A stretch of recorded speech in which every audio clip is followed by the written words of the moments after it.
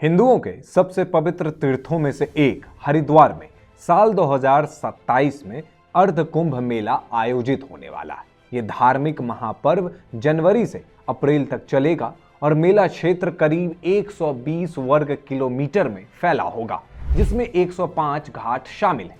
इसी पवित्र क्षेत्र की रक्षा के लिए अब श्री गंगा सभा ने बड़ा कदम उठाया है। उन्होंने मांग की है कि कुंभ मेला क्षेत्र को गैर हिंदुओं के लिए प्रतिबंधित क्षेत्र घोषित किया जाए।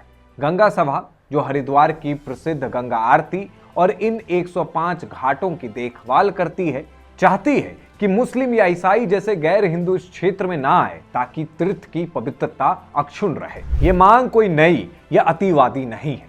उत्तराखंड की धामी सरकार इस पे गंभीरता से विचार कर रही है और जल्द ही घाटों पर गैर हिंदुओं के प्रवेश पर सख्ती लागू कर सकती है। मुख्यमंत्री पुष्कर सिंह धामी ने साफ कहा है कि हरिद्वार ऋषिकेश को सनातन तीर्थ नगरी बनाने पर विचार चल रहा है और कोई फैसला संवाद और कानूनी दायरे में लिया जाएगा। लेकिन जैसे ही हिंदू समाज ने अपनी धार्मिक पवित्रता की रक्षा के लिए आवाज उठाई, वामपंथी लिबरल ग्रोह का रोना धोना शुरू हो गया।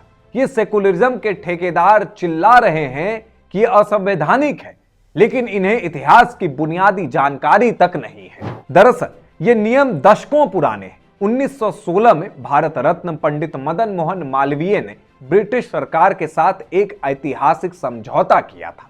पंडित मदन मोहन मालवीय गंगा सभा के पहले अध्यक्ष थे।